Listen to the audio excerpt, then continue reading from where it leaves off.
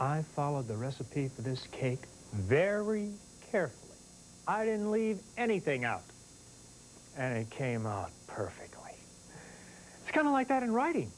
If you follow the recipe, don't leave out any ingredients, put them in the proper order and sequence, your writing will turn out perfectly. Now, let's look at my recipe or formula for good writing. You remember the two parts, sentences and paragraphs. First, you make the sentences, then use them to make the paragraphs. It's like the cake. I used ingredients to make up the batter, other ingredients to make the filling, and I'll use some other things to make some icing. In sentences, your ingredients are spelling, correct spelling, and with the practice you've been doing, you're getting the hang of it. The see-say-write method works, doesn't it? You've also learned punctuation, where a comma, a period, a question mark, colons, and semicolons help you say exactly what you want. Capitalization isn't hard, but it also takes some practice to be correct.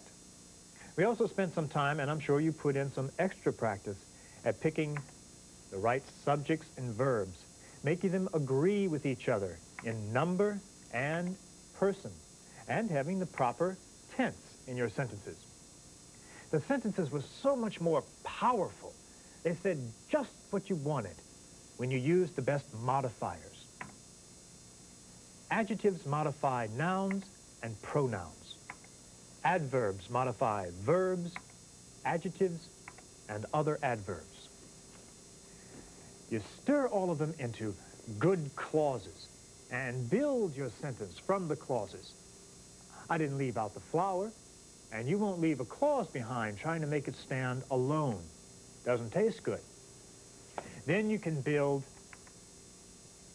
your paragraphs from the sentences, arranging and rearranging to make the main idea into a clear topic.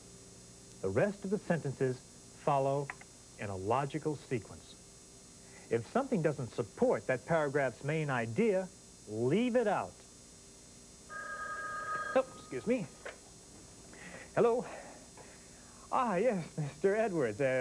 Last chapter's coming along fine. I should be able to get it to you by Friday. A 10% penalty if it's late? You will get it by Friday. Yeah, I have to go now. Goodbye. Come in. Hi, Arthur. I just wanted to borrow a cup of sugar. I'm making your American chocolate chip cookies. Ah, forget the sugar, forget the cookies. I need to borrow you for a minute. What?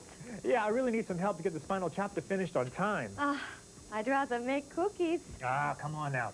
I'm explaining that writing is not only a matter of constructing correct sentences and paragraphs using the rules we've talked about, but also of organizing your ideas within that form.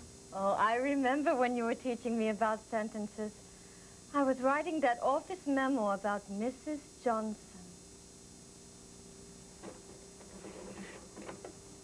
The Lacey's department store management announced that Mrs. Virginia Johnson of Customer Services was chosen department head of the month. Well, that's very clear, Sonia. You have a complete sentence, a complete thought. Yeah, but this one bothered Freddie, and me too, but I just can't put my finger on it. On Friday, our office will have a ceremony. We hope all employees can attend. Aha! In writing, Sonia, this is known as a run-on sentence. I don't see anything about running in it. No. A run-on sentence is one that doesn't stop where it should and ends up as a confused collection of ideas. Oh. Right. See, you have two subjects and two verbs. Office will have, we hope.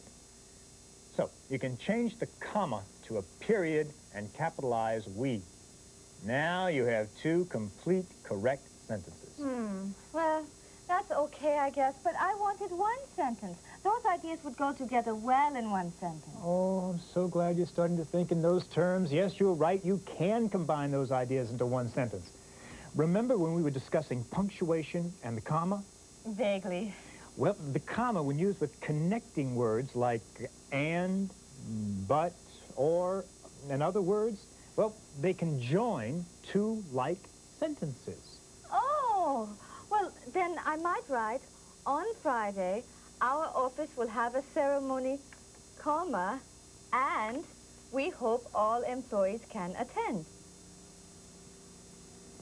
We spent a lot of time together on my writing this year, and with Mrs. Johnson, too. No time to get nostalgic now. We've still got lots to be done. Now, what do you remember about learning to write good sentences? Well, I guess it's that you have to ask yourself one main question. Do the words in the sentence make up a complete thought with both a subject and a verb? You said it better than I could. Let me get that down. The words in a sentence have to make up a complete thought with both a subject and a verb. Listen, I really do have to go make those cookies. They called a special department meeting at the store tonight, and I promised I'd bring refreshments. Lacey's got a deal when they hired you. Not only a clerk, but a cook. Not if I don't get going, Arthur. Listen, I'll help you later, after this meeting is over. I do wonder what it's all about. Hey!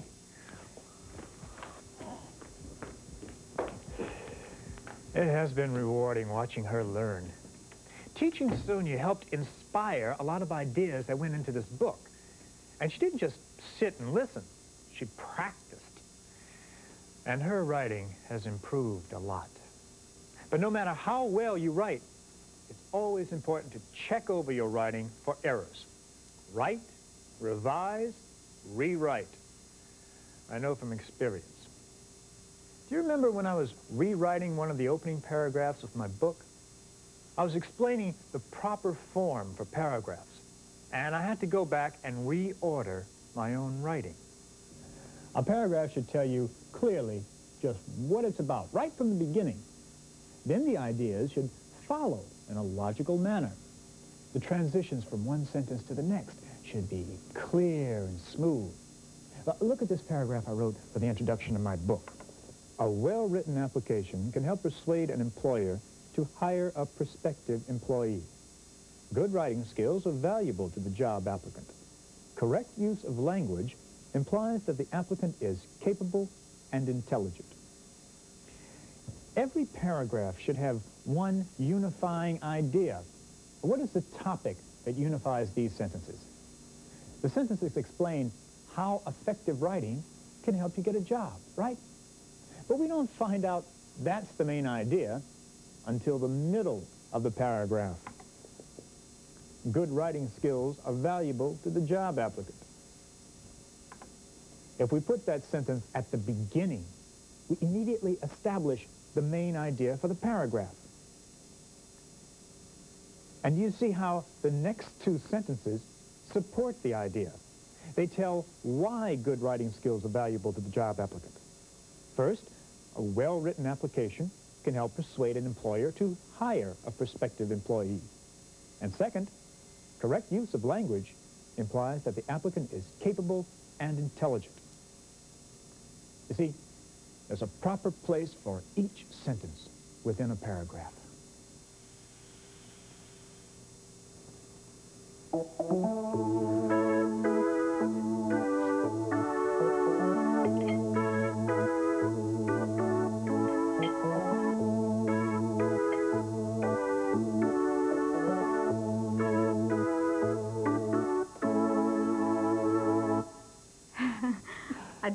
I don't know what to say. Then don't say anything. You did it, Sonia. And so did you. Just think, you're going to be upstairs in one of those fancy offices with a view, and you'll probably... And you're going to be in my old office. Yeah. How about that? You're a division manager, and I'm Supervisor Sonia Pavlovich. Funny. You know, I can remember when you were nervously asking for a raise. You've come so far. Well, here it is. The letter to the store manager asking for a raise. Good. I think he'll appreciate your efforts. Now let's look at it. Remember how important it is to check your writing. Mm-hmm. What do we need to look for? Well, correct spelling. Right. Punctuation. Yes. Nouns. Uh-huh. Verb. Dear Mr. Lacey, is this a formal letter? Oh, yes. What punctuation follows the greeting in a formal letter? I know. A colon. Right. Let's look at your first sentence. Okay. In October, sir. October is the name of a month, right? Oh, yes, I should capitalize it. In October, sir. My voice seemed to pause. Remember when you directly address someone in your writing? I need to set it off with commas. Right. It's like I can hook it, you know, lift it out without changing the meaning of the sentence. Good. Now look at the verb. All right. In October, sir, I worked here 2 years. So? That's an action that will be completed in the future. So you need the will have been verb construction. So it should be, in October, sir, I will have been working here for 2 years. Right. Now look at your next sentence. When I begun this job. I know. It's begin, began, have begun. So I should say, when I began this job. And when you describe something that happened before something else in a sentence, use the helping verb had. Okay, so I should say, when I began this job, I had just arrived from Europe, my homeland. Oh, I remember, I need a comma after the introductory clause, when I began this job. And I need to hook my homeland because it just restates what Europe is. Very good. Now the next paragraph. I like my job very much. That's okay. I worked hard. Did you stop? No. Well, you need to say, I have worked hard. Ah. And do you mean you will be staying in the future? Oh, yes. So I should use the future tense. Right. I will stay with your store. The word but is a connecting word, Sonia. Oh, right. I need a comma, not a period, and a small b, right? Right. Check the spelling of the word salary. Salary? Sarcastic. Sandhill. Salvation. Salad. Salamander. Salary. S-A-L-A-R-Y. Uh-oh, sorry. How's that? I think you can print your letter and send it now. Oh, great. Who would have thought back then that I would ever really be a supervisor? I did. You were willing to learn. And you were willing to take the time needed to practice what you learned. And as I learned to write and I wrote more and more, my confidence grew. Then I wrote that letter asking to get into the supervisor training program.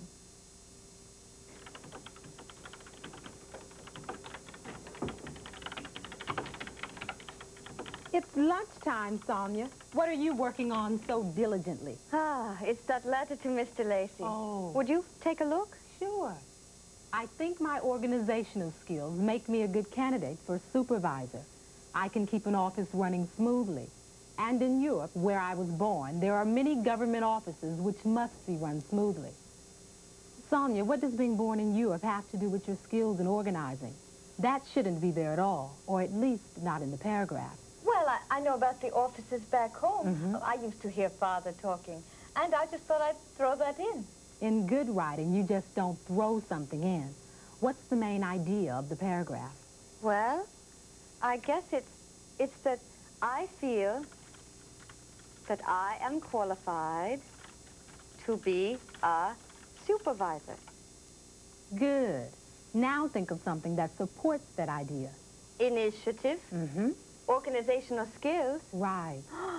I have initiative and organizational skills. Last month, when we received almost 100 complaints in 1 week, I worked all weekend to organize the reports and file them into categories for action. Good. You're supporting the fact that you are qualified. 1, you showed initiative by putting in the extra time to finish the job. 2, you show that you have the skills to organize and file. You use facts, not just vague promises, and you're developing these ideals logically, one after the other in a particular order. Each sentence develops from the idea in the sentence before it and explains it some more or adds something to it. Sort of like working down from a main idea to more specific ones? Right. Like an upside-down pyramid. That's right. Now let's see what you've written next. Okay. Likewise, in importance is my good record with this company.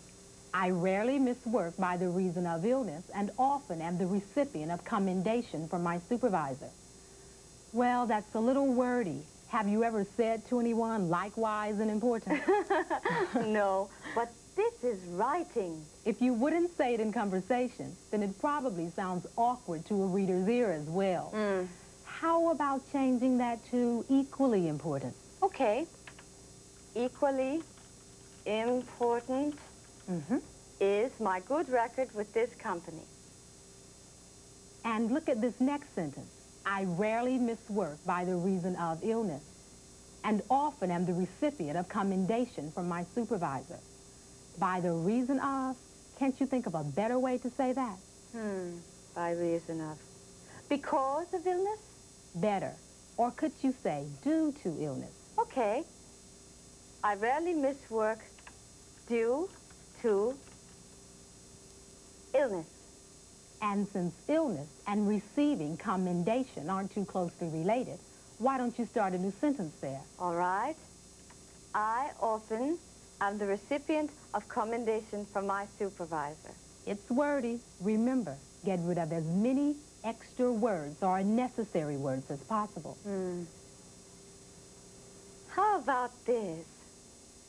My supervisor often commends my work. I guess it has deserved it once in a while. You see? That's all you need. It's just a matter of logic.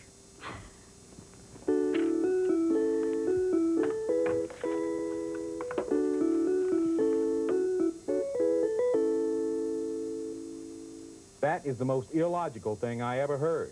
What's wrong with it? If Arthur gets his book done on time, then you owe me dinner at Angelo's. If he's late, then I'll let you take me to dinner How at... stupid do you think I am? Okay. If Arthur meets his deadline, then I'll spring for dinner. If he's late, you pick up the tab. All right, fair enough. I believe in Arthur. Then you type up the agreement, and we'll sign it. Okay.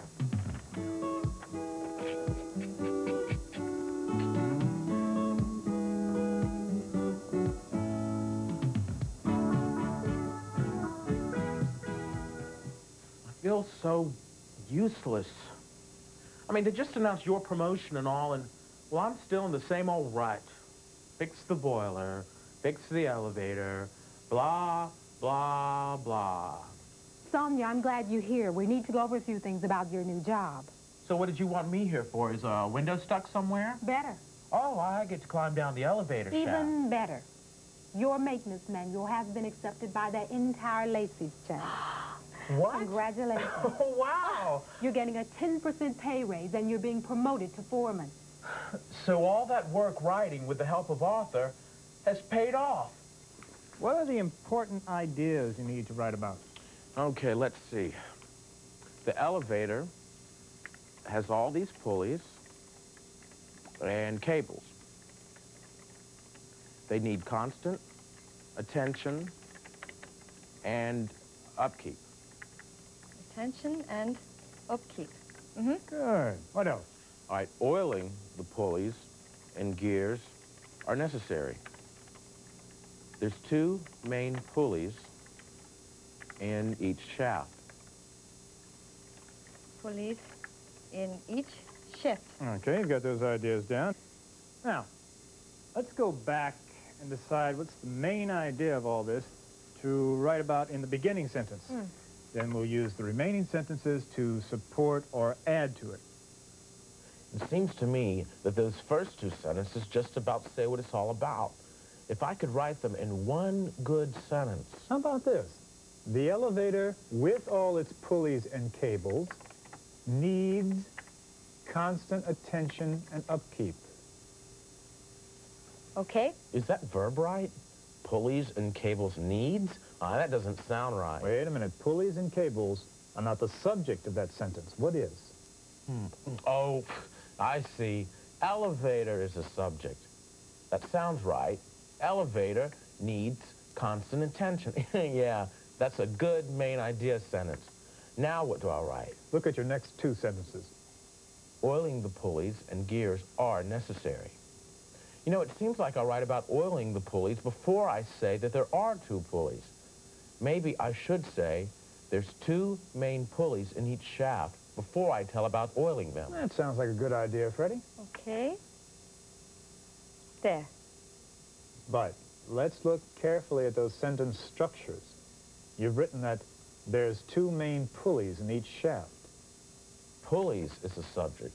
So, my sentence should be, there are 2 main pulleys in each shaft. Oiling the pulleys and gears are necessary. Check the sentence carefully. Look for the subject. Let's see. Pulleys and gears are necessary. Oh, no, that's not what it means. Oiling is necessary. So I should change the verb, and it should read, oiling the pulleys and gears is necessary. Hey, it really is important to check over what you've written, looking for these kinds of things. I still can't believe it. Freddie, may I have your autograph? Why, certainly.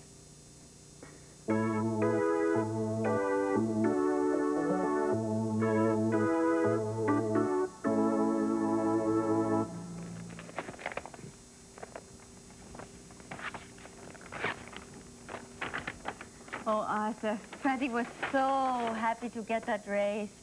He gave me a great big hug and a kiss. Oh. Well, you weren't too happy with one another after that talent show. Let's see, he couldn't hit that high note, and you rewrote the review?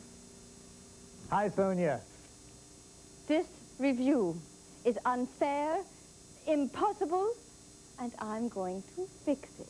Oh, my. Well, come on in here. Settle down now. What do you want to say? Let's get your ideas down. All right. Well, first of all, my solo parts were performed more better. I have No, skills. Sonia, not performed more, better. Performed better. Oh, better. Uh-huh. Sonia's solo parts were performed... What's a good word to describe how I performed? Well, you said you had skill. How about were performed skillfully? Skillfully. Good. Now, her notes were sharp and clear. The audience seemed real satisfied. Very satisfied, Sonia. Oh, very satisfied. How do you know they were satisfied? Well, because much hands clapped. Many hands. Many. As many hands clapped. Yes, they approved. As many hands clapped approvingly. Ah, approvingly.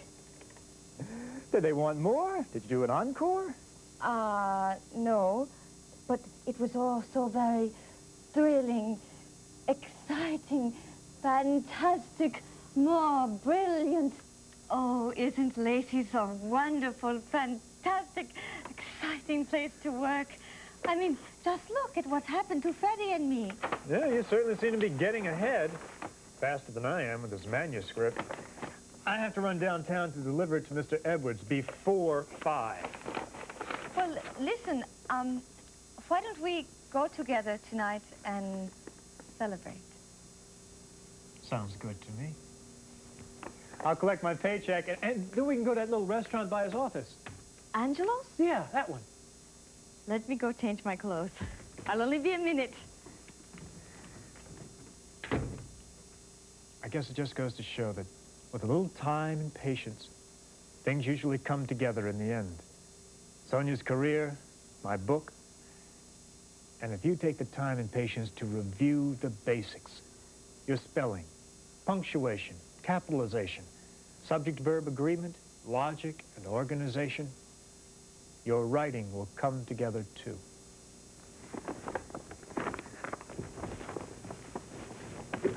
Now remember what I said. Go back over your workbook and review everything in this course, especially the parts that have given you trouble. Good luck.